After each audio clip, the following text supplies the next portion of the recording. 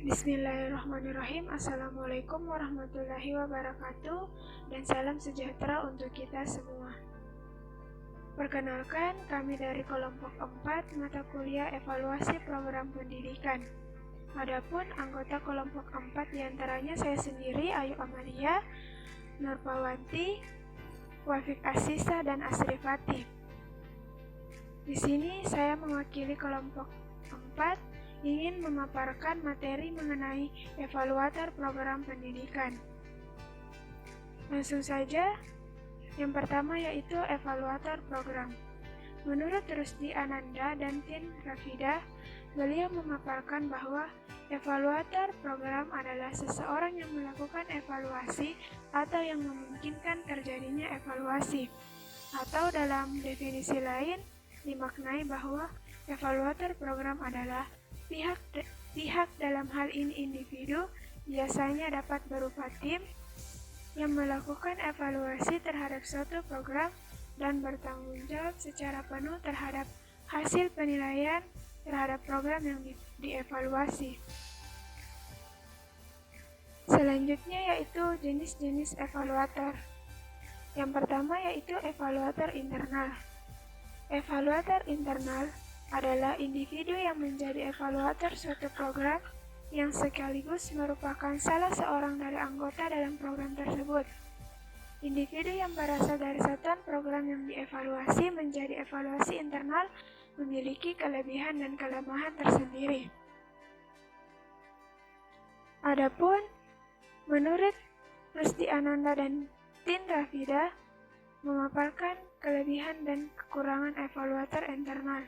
Di antaranya yang pertama, terlalu banyak mengetahui program. Yang kedua, sangat sulit untuk bersikap objektif. Yang ketiga, merupakan bagian dari struktur kekuasaan dan kewenangan yang ada.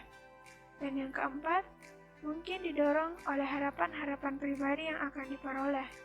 Yang kelima, mungkin tidak terlatih secara khusus dalam metode evaluasi.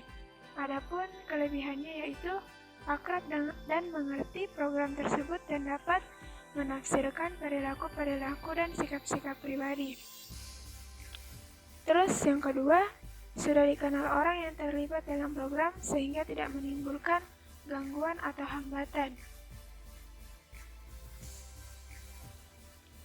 Selanjutnya itu yang kedua, evaluator eksternal. Evaluator eksternal adalah seseorang yang mampu mengamati sebuah program secara jelas karena dia tidak terlibat secara pribadi. Dengan demikian, dia tidak akan memiliki sesuatu yang bersifat subjektif atau diperoleh atau dibuat dari evaluasi itu sendiri.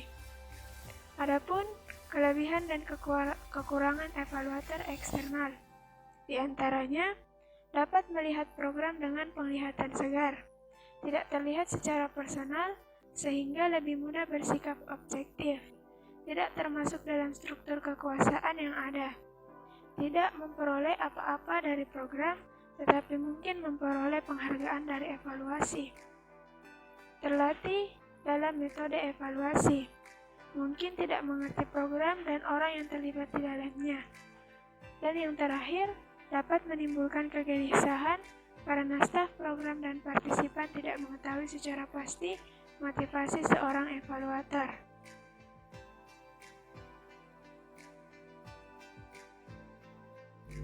Materi selanjutnya yaitu pertimbangan dalam penentuan evaluator. Terdapat berbagai pertimbangan yang harus diperhatikan oleh pemilih program dalam menentukan evaluator program. Apakah ingin menggunakan evaluator internal, evaluator eksternal, ataupun kombinasi dari keduanya. Pertimbangan yang harus diperhatikan tersebut dijelaskan oleh Purwanto dan Suparman. Di antaranya, yang pertama yaitu pertimbangan antara evaluator orang dalam dan orang luar, di mana keduanya tentu saja memiliki kelebihan dan kekurangan masing-masing. Adapun yang dimaksud orang dalam adalah orang yang berasal dari bagian atau institusi penyelenggara program, dan biasanya telah ikut dalam proses pengembangan dan pelaksanaan program. Sedangkan yang dimaksud orang luar adalah mereka yang berperan sebagai evaluator berasal dari luar bagian atau institusi penyelenggara program. Terus yang kedua yaitu pertimbangan antara evaluator tim dan individual. Tentunya juga keduanya memiliki kelebihan dan kekurangan masing-masing. Nah, apabila evaluator ditentukan dalam bentuk tim, maka kelebihannya adalah adanya pembagian tanggung jawab yang jelas dan evaluator terdiri atas gabungan orang yang dengan berbagai keahlian sehingga dapat saling melengkapi. Sementara itu kelemahannya adalah perlu waktu yang banyak untuk pembentukan tim, peralatan dan pertimbangan politis, dan membutuhkan biaya yang tidak sedikit.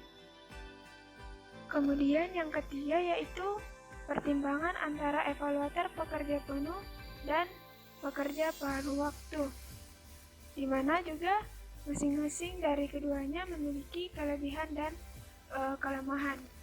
Kelebihan apabila evaluator bekerja penuh adalah pekerjaan menjadi terorganisir dan terkait dengan logis, dan ketetapan dan arus informasi tidak tergantung pada evaluator. Adapun kelemahan dari evaluator apabila bekerja penuh adalah membutuhkan biaya yang banyak atau mahal.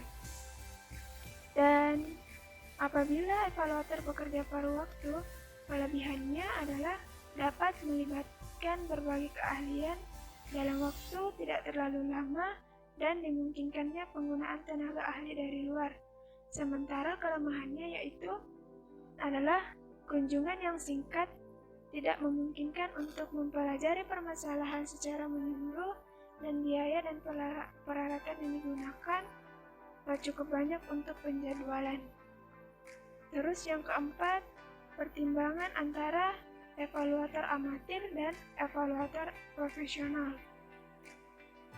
di mana perlu ditekankan di sini bahwa yang dimaksud dengan profesional adalah mereka yang menjadikan pekerjaan evaluasi atau penelitian sebagai pekerjaan pokok sehari-hari dan telah menekuni pekerjaan evaluasi dalam waktu yang cukup lama. Orang-orang di luar kriteria tersebut dianggap sebagai amatir. Apabila kita memilih tenaga amatir sebagai evaluator, maka kelebihannya adalah meskipun amatir, evaluator biasanya dapat memahami isi dan objek evaluasi dengan baik dan dapat memilih berbagai keterampilan evaluasi berdasarkan pengalaman. Materi selanjutnya yaitu peranan evaluator. Evaluator program memiliki berbagai peran, di antaranya dapat berperan sebagai hakim, terdakwa, juri, pengacara, saksi ahli, detektif, pekerja sosial, atau reporter keadilan, di mana tentu saja pengambilan peran tersebut harus disesuaikan dengan waktu, tempat, dan jenis tindakannya dalam suatu kegiatan evaluasi yang utuh.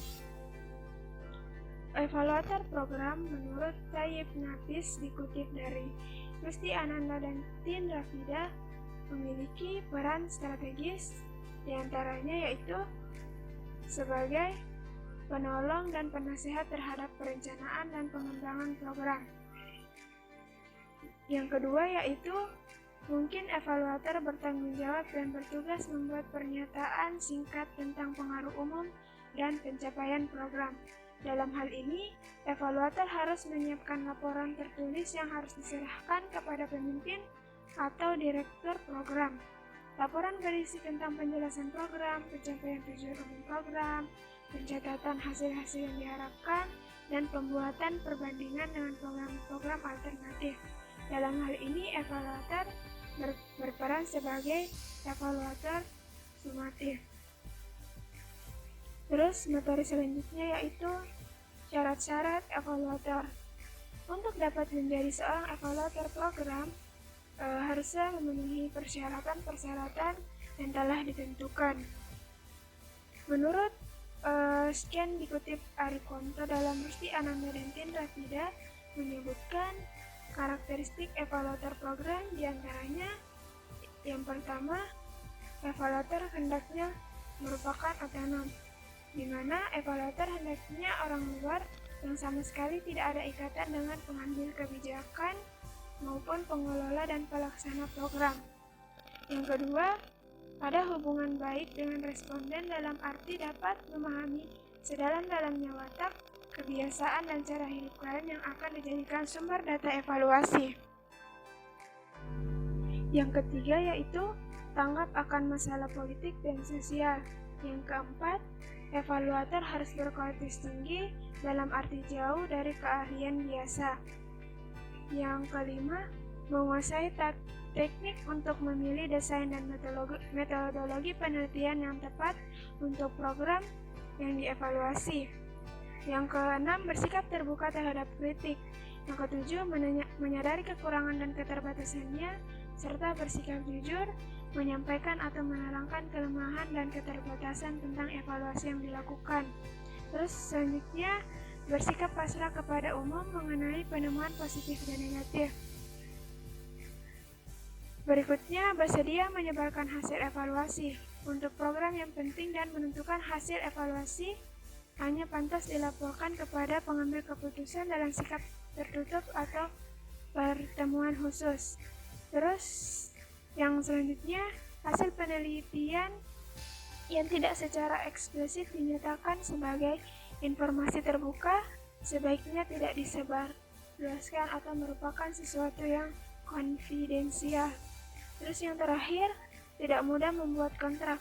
Evaluator yang tidak memenuhi persyaratan-persyaratan yang telah disebutkan sebaiknya tidak dengan mudah menyanggupi menerima tugas karena secara etis dan moral akan merupakan sesuatu yang kurang dapat dibenarkan. Terus materi selanjutnya tentang kompetensi evaluator program. Evaluator program sebagai orang yang melakukan evaluasi terhadap suatu program maka sudah tentu haruslah memiliki kompetensi untuk melakukan evaluasi. Adapun kompetensi yang harus dimiliki oleh seorang evaluator diantaranya yang pertama, kompetensi manajemen, di mana kompetensi manajemen merupakan keterampilan dalam mengelola dan mengendalikan seluruh kegiatan evaluasi sehingga dapat berlangsung sebaik-baiknya. Kompetensi yang kedua yaitu kompetensi teknis. Kompetensi teknis merupakan keterampilan melakukan kegiatan evaluasi langkah demi langkah dari perencanaan sampai selesai atau sampai tuntas. Terus yang ketiga yaitu kompetensi konseptual. Kompetensi konseptual adalah keterampilan tingkat tinggi yang berkaitan dengan kemampuan menganalisis dan memecahkan masalah. Keterampilan konseptual yang harus dikuasai evaluator meliputi sub-sub kompetensi yang menentukan pilihan atau alternatif, menyusun rencana awal, mengategorikan dan menganalisis masalah, serta melihat dan menunjukkan hubungan dan dapat membuat kesimpulan. Kompetensi yang keempat yaitu kompetensi bidang ilmu. Kompetensi bidang ilmu merupakan suatu keahlian dan kemampuan dalam bidang disiplin ilmu yang terkait dengan evaluasi. Keahlian ini meliputi pengalaman kerja di bidang evaluasi, berpengetahuan tentang sumber literatur, memahami pentingnya konsepsi dalam bidang yang relevan, dan mengenal pakar-pakar di bidangnya. Baiklah, itulah tadi pemaparan materi dari kelompok 4. Kurang dan lebihnya mohon dimaafkan. Assalamualaikum warahmatullahi wabarakatuh. Terima kasih.